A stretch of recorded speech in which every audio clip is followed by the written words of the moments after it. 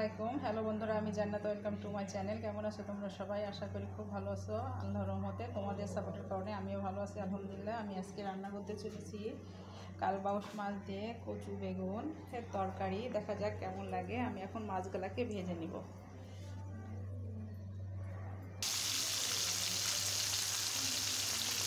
আমি এখন মাছগুলাকে লাল লাল করে ভেজে নিব। আমার মাছটা ভাজা হয়ে গেছে, আমি এখন উঠিয়ে নেব। বন্ধুরা, আমার মাছগুলো ভাজা হয়ে গেছে। আমি এখন চুলা থেকে নামিয়ে রেখেছি। দিয়ে আমি চুলার মধ্যে অন্য প্যান বসে দিয়েছি। তাতে করে পেঁয়াজ আর কাঁচামরিচ দিয়ে দিচ্ছি। বন্ধুরা, গোটা জিরা দিয়ে দিচ্ছি কিছু।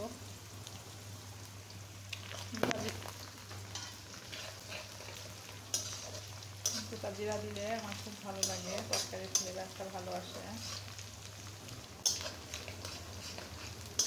আমি এখন এই পেঁয়াজ রসুন আর জিরাটারে একদম ব্রাউন কালার করে নেব। তারপরে বাকি মশলা দিয়ে দেবো। আদা, রসুন, জিরা, মরিচের পেস্ট, রসুনের পেস্ট, পেঁয়াজের পেস্ট সব কিছু দিয়ে মশলাটা কষিয়ে নেব। আমার এখন পেঁয়াজটা হালকা ব্রাউন কালার হয়ে আসছে। আদার পেস্ট,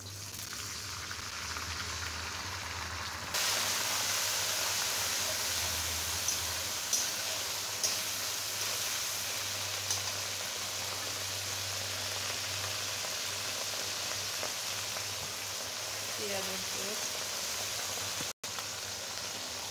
রসুন, জিরা, শুকনো লঙ্কা পেস্ট। এটা একটু হালকা ভেজে নেব যেন পেঁয়াজ রসুনের গন্ধটা চলে যায়। তারপরে বাকি মশলাগুলো অ্যাড করব।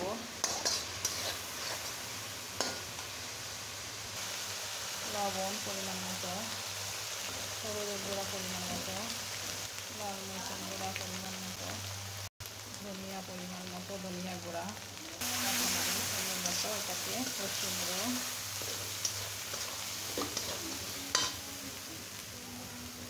একটু পানি দিয়ে দিই, নাহলে পচে যেতে পারে মশলাটা।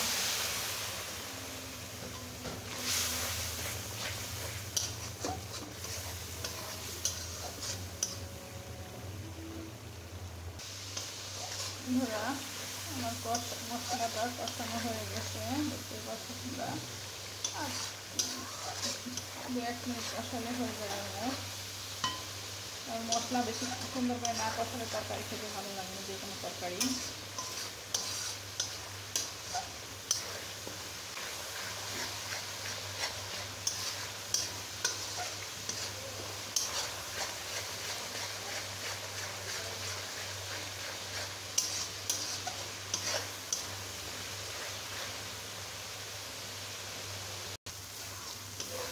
বন্ধুরা, দেখতে পাচ্ছ মশলা থেকে তেলটা সুন্দর মতো ছেড়ে দিয়েছে এবং মশলাটা কষানো হয়ে গেছে। আমি হালকা একটু পানি দিয়ে দিচ্ছি।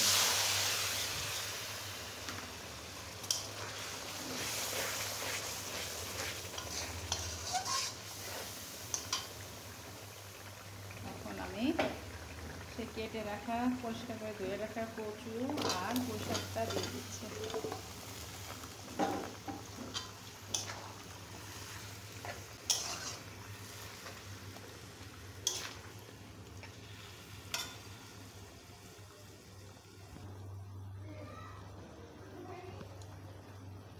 কত সুন্দর লাগছে পুঁই শাকগুলো, অনেক সুন্দর।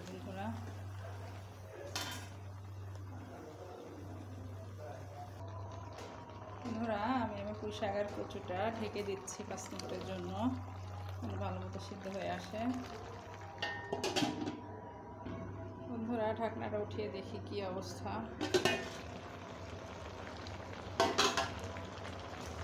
আচ্ছা, দেখতে পাচ্ছ বন্ধুরা কত সুন্দর লাগছে দেখতে।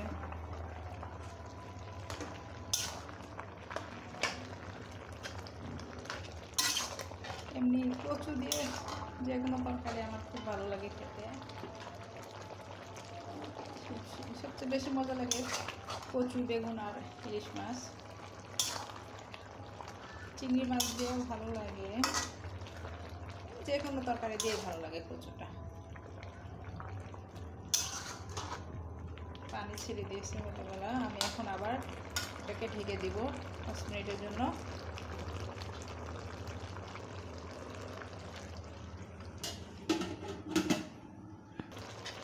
আবার ঢাকাটা উঠিয়ে দিলাম, উঠিয়ে একটু নেড়ে দিই কি অবস্থা দেখি, আবার ঢেকে দিই। বন্ধুরা কচুটা তো সিদ্ধ হতে হবে, কচু কি সিদ্ধ হয়েছে? আমার কচু সিদ্ধ হয় না বন্ধুরা, আমি আবার 5 মিনিটের জন্য ঢেকে দিচ্ছি।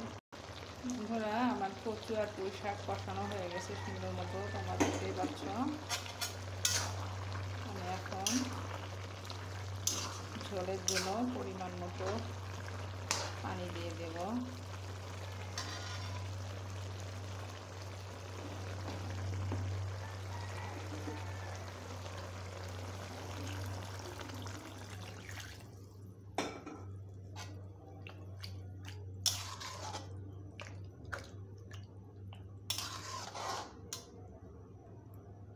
আমি এটা কিছুক্ষণের জন্য ঢেকে দেব। ঢেকে দিলে কি হবে, পুঁই শাক আর কচুটা এমনিতে সিদ্ধ হয়ে গেছে, পানিটা টেনে যাবে আর কি। পানিটা টেনে গেলে আমি মাছটা দিয়ে দিব তরকারির ভেতরে। বন্ধুরা দেখতে পাচ্ছ আমার তরকারির ঝোলটা ফুটে গেছে, এখন আমি মাছগুলো দিয়ে দিচ্ছি।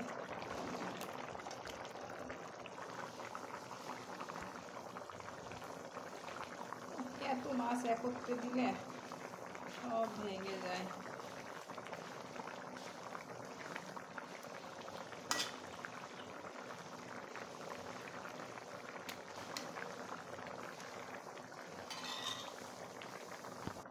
বন্ধুরা দেখতে পাচ্ছ আমার ঝোলের পরে মাছগুলো দেওয়া হয়েছে, আমার কিছু কাঁচামরিচ দিয়ে দিচ্ছি।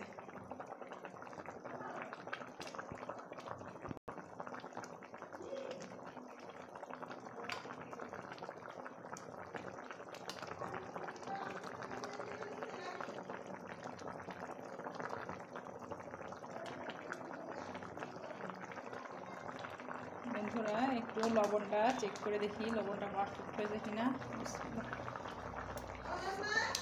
একটু লাগবে, একটু লবণ দিয়ে দিছি স্বাদ মতো, একটু লবণ কম হয়েছিল।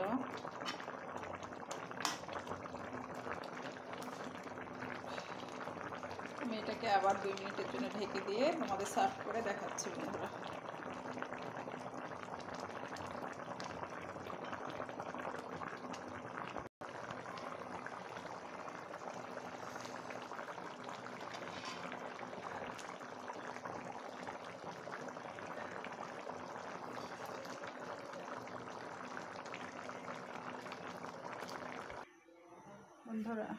বন্ধুরা আমার ভিডিও যদি তোমাদের ভালো লাগে থাকে তাহলে লাইক কমেন্ট শেয়ার করো। আর বন্ধুরা আমার ভিডিও যদি তোমাদের ভালো লাগে থাকে তাহলে লাইক কমেন্ট শেয়ার করো। আর আমার চ্যানেলে যদি নতুন বন্ধু হয়ে থাকো তাহলে আমার চ্যানেলটা সাবস্ক্রাইব করার অনুরোধ রইল। আর পাশে থাকা বেল আইকনটা প্রেস করে দিও, তাহলে কি হবে যখনই নিত্য নতুন ভিডিও আপলোড করবো আমি সাথে সাথে নোটিফিকেশন চলে যাবে তোমাদের কাছে। অবশ্যই কমেন্ট করে জানিও আমার রান্না তোমাদের কেমন লাগে, তাহলে আমি অনুপ্রাণিত হব, আমি খুব খুশি হব। কারণ তোমাদের একটা লাইক কমেন্ট শেয়ার আমার জন্য অনেক কিছু, আর আমিও তোমাদের জন্য অবশ্যই সঙ্গে সবসময় সাথে থাকবো ইনশাল্লাহ। আর ভুল ত্রুটি হলে ক্ষমা করে দিও। আসসালামু আলাইকুম।